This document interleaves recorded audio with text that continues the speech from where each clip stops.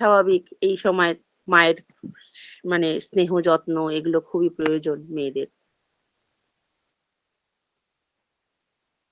১৪ই শ্রাবণ ভোরবেলা ত্রিনয়নী দেবী স্বপ্ন দেখছেন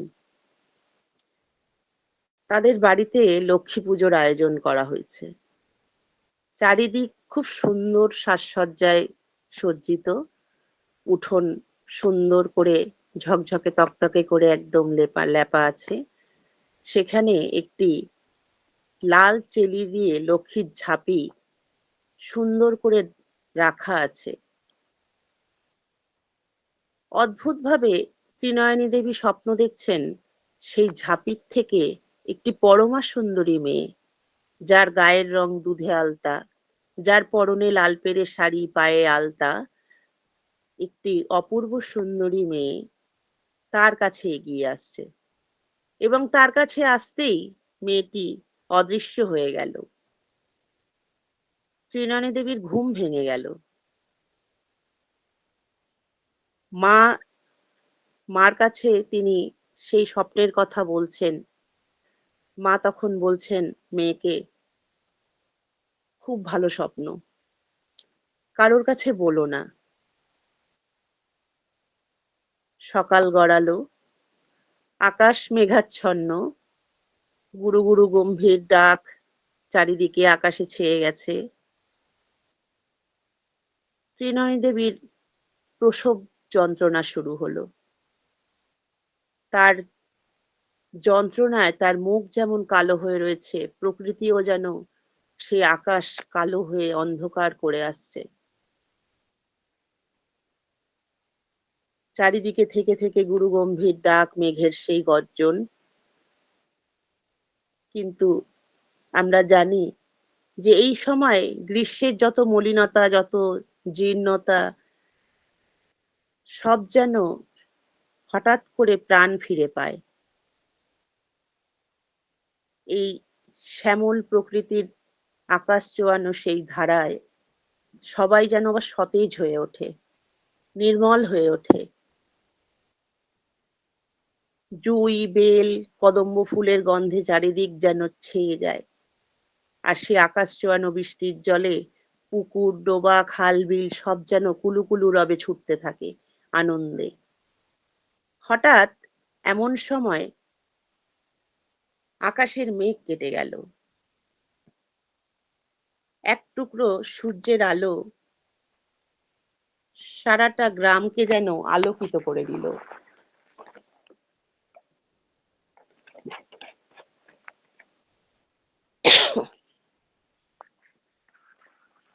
আর ঠিক সেই সময় ৮টা ৫০ মিনিট ত্রিনয়নী দেবী প্রসব করলেন এক পরমা সুন্দরী কন্যারত্নকে।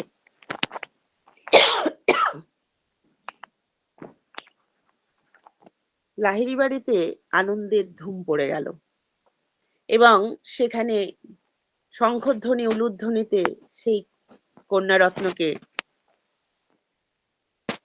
সাদরে গ্রহণ করা হচ্ছে। পাড়ার বউ ঝিয়েরা মায়েরা সব ছুটে গেছেন দেখতে।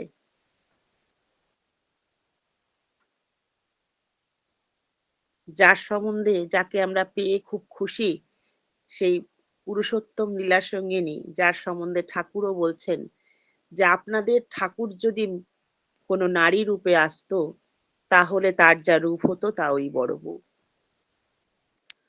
আমরা পেয়ে ধন্য হলাম। আর্য ঋষিমুনিরা আমাদের শিখিয়ে গেছেন মাতৃপূজা করা।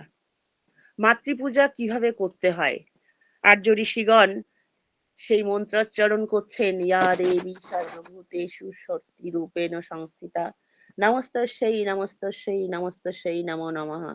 কখনো বলছেন শিবে সর্বার্থ সাধিকে শরণ্যে ত্র্যম্বকে গৌরী নারায়ণী নমস্তুতে। কখনো বলছেন জয় জয় দেবী চরাচর সারে কুচযোগ শোভিত মুক্তাহারে বীণা রঞ্জিত পুস্তক হস্তে ভগবতী ভারতী দেবী নমস্তে।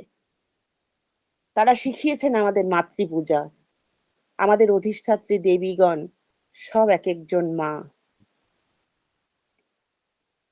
সেই মাতৃ আরাধনার মধ্যে দিয়ে আমরা শিখেছি মাকে কিভাবে বরণ করে নিতে হয়। তার জীবন থেকে ঠাকুর বলছেন যে চলনহারা চরণ পূজা বন্ধা পূজা তাই জানিস। তা সেই মাতৃরূপিণী দেবীদের আরাধনার মধ্য দিয়ে তার জীবনের এতটুকু অংশ যদি আমরা নিজেদের জীবনে পরিস্ফুটিত না করে তুলতে পারি, তাহলে সেটা বন্ধা পূজা হয়। ঠাকুর আমাদের শেখালেন যে মাতৃভক্তি অটুট যত সেই ছেলে হয় কৃতি তত। ঠাকুর তার ৮১ বছরের জীবনে তিনি দেখিয়েছেন কিভাবে মাকে ভালোবাসতে হয়, কিভাবে মাকে শ্রদ্ধা করতে হয়, সম্মান করতে হয়। পিতায় শ্রদ্ধা মায়ে টান, সেই ছেলে হয় সাম্যপ্রাণ।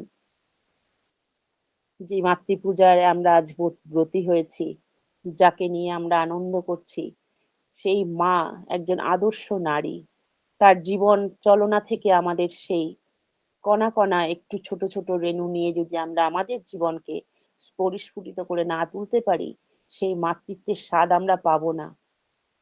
সন্তান জন্ম দিলেই কিন্তু মা হওয়া যায় না। ঠাকুর কিভাবে মাকে ভালোবাসতেন সেটা যদি আমরা দেখি, যে আমরা বাংলাদেশের হিমায়তপুরে আজও সেই মন্দির যা ঠাকুর নিজের হাতে মাকে তৈরি করে দিয়েছিলেন, মাতৃ মন্দির আজও অবস্থিত। সেই মাতৃমন্দির ঠাকুর নিজের হাতে মায়ের জন্য তৈরি করেছিলেন। তার মা মাতা মনমোহিনী দেবী সেখানে তার গুরুদের ছবি রাখতেন। গুরু মহারাজজি, সরকার মহারাজজি সব ছবি থাকতো সেখানে। আর একটি প্রদীপ জ্বালানো থাকতো, একটা আসন পাতা থাকতো, সেখানে মাতা মনমোহিনী দেবী বসে ধ্যান করতেন। একদিন ঠাকুর উঠোনে দাঁড়িয়ে আছেন গাছতলায়, দেখছেন মা মাতৃমন্দির থেকে বেরোচ্ছে, আর তার সারা শরীরে যেন একটা জ্যোতি, একটা আলো চারিদিকে যেন তাকে ছেয়ে রেখেছে। সেই দেখে ঠাকুর ভাবলেন কি হলো, আমার মা এই ঘরে গিয়ে নাম ধ্যান করলো, আর তার শরীরে এত আলো এলো থেকে। সেই কৌতূহল বশত তিনিও সেই ঘরে ঢুকে গিয়ে দরজা বন্ধ করে নাম ধ্যান করলেন। মায়ের থেকেই তো তিনি নাম পেয়েছেন, মায়ের দেওয়া সেই নাম তিনি মানে সেখানে ধ্যান করছেন। সেই ধ্যান করতে করতে তার শরীরে এমন আনন্দ, এমন উত্তেজনার জোয়ার সৃষ্টি হলো যে তিনি থাকতে পারছেন না বসে।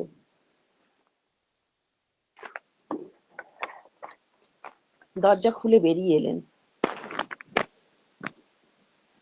সেই আনন্দের জোয়ার তার শরীরকে এমন ভাবে অস্থির করে তুলছে, তিনি ছুটতে শুরু করলেন। যে অস্থিরতা, এই আনন্দের উত্তেজনা কমাতে হবে। দৌড়তে দৌড়তে পদ্মা পাড়ে চলে গেলেন। পদ্মার পাড়ে গিয়ে পদ্মার ধার ধরে দৌড়তে শুরু করলেন। তাতেও তার আনন্দ একটুকু কমতি হচ্ছে না। তিনি পদ্মায় ঝাঁপ দিলেন, সাঁতার কাটলেন, অনেকক্ষণ সাঁতার কাটলেন, তবু তার সেই আনন্দের উত্তেজনা তার শরীর থেকে একটুকু কমছে না। মায়ের কথা মনে পড়লো, ছুটে চলে এলো মায়ের কাছে। তখন তিনি অনেক বালক বয়স। মায়ের কাছে ছুটে এসে দেখছেন মা গোবর মাটি দিয়ে সারাটা মাটির উঠোন লেপছে। ঠাকুর আনন্দে সেই রেশ নিয়ে মাকে জড়িয়ে ধরলেন এসে, আর মা তার গালে ঠাস করে একটি চড় মেরে দিলেন। আমি এত কষ্ট করে লেপছি জায়গাটা, আর তুমি ভিজে গায়ে আবার জল ফেলছো। ঠাকুর স্তম্ভিত হয়ে গেলেন। কিছুক্ষণ পরে সেখান দিয়ে তারই ছোট ভাই একদম হামাগুড়ি দিতে দিতে সেখানে মায়ের কাছে আসছে।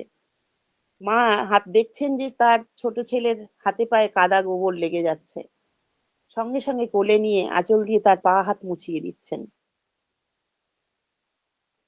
ঠাকুর ভাবলেন যে মা তো এতটা বড় উঠোন লেপে উঠেছেন, খুব কষ্ট হচ্ছে, মাকে একটু আরাম দিতে হবে। সেই কারণে তিনি ভাইকে কোলে নিলেন। আরেকটি গালে আরেকটি ঠাস করে চড় পড়লো। ঠাকুর ভাবলেন কি হলো, আমি তো মাকে একটু শান্তি, একটু স্বস্তি দিতে চাইলাম, মা কি আমার এইটুকুও বুঝতে পারলো না। তখন মাতা মনমোহিনী দেবী বলছেন যে তুমি এত বড় হয়েছো, তোমার এতটুকু বোধভাসই হয়নি?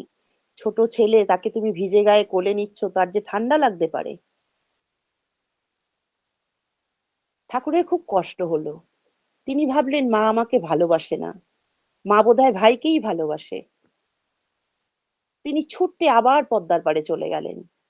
আর তার এই দুঃখ কষ্টে তার ওই আনন্দ উত্তেজনা অনেকটা মানে সীমিত হয়ে গেল, কমে গেল। সে আনন্দ উত্তেজনা তার শরীরে আর সে আগের মতো নেই। তিনি দুঃখ করছেন, কষ্ট পাচ্ছেন, পদ্মার ধারে বসে আছেন। মা আমাকে ভালোবাসে না, মা বোধহয় ভাইকেই ভালোবাসে। এমন সময় তিনি ভাবতে ভাবতে পড়ন্ত সূর্যের দিকে তাকিয়ে হঠাৎ লাফিয়ে উঠলেন। কি হয়েছে তাতে? মা আমাকে ভালোবাসে না, কিন্তু আমি তোমাকে ভালোবাসি। আমি মাকে ভালোবাসি, ভালোবাসি, ভালোবাসি। চিৎকার করতে থাকলেন। ছুটতে ছুটতে আবার মায়ের কাছে চলে এলেন। এটা একটা ছোট্ট ঘটনা। এরকম অজস্র ঘটনা আছে। ঠাকুর মাকে কিভাবে ভালোবাসতেন তার এতটুকুও যদি আমরা পাই। মা স্নান করতে যাচ্ছেন কলসি মানে কাঁখে নিয়ে, পদ্মায় স্নান করতে যাচ্ছেন। সেই সময় ঠাকুরও তার পেছন পেছন যেতেন। কলসিটা মার কাছ থেকে কেড়ে নিজে নিতেন এবং নাচতে নাচতে দৌড়তে দৌড়তে পদ্মায় চলে যেতেন। আবার চান করে যখন মা আসতেন কলসি ভরে জল নিয়ে, তখন সেই কলসিটাও ঠাকুর তার কাছ থেকে কেড়ে নিতেন। সারাদিন তার পিছন পিছন ঘুরতেন। এবং আমরা দেখেছি যে মাতা মনমোহিনী দেবী যখন পরলোক গমন করলেন, তারপরেও ঠাকুর মায়ের জন্য হাউ হুতাশ করে কাঁদতেন, বাচ্চা শিশুর মতো। এমনই ছিল তার মাতৃ ভক্তি, এমনই ছিল তার মায়ের প্রতি প্রেম। তাই আজও আমরা ভাবি যে যে বাড়িতে মায়ের পূজা হয় না, মাকে সম্মানের সাথে রাখা হয় না, সে বাড়িতে ঠাকুর থাকেন না।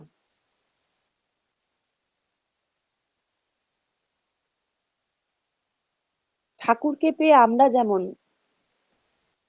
ধন্য, খুশি, আমাদের এই চলনাগুলো আমাদের ভবিষ্যৎ প্রজন্মের মধ্যে দিয়ে যদি চালিয়ে দিতে না পারি, তাহলেও আমাদের জীবন বৃথা, ঠাকুর ধরা বৃথা।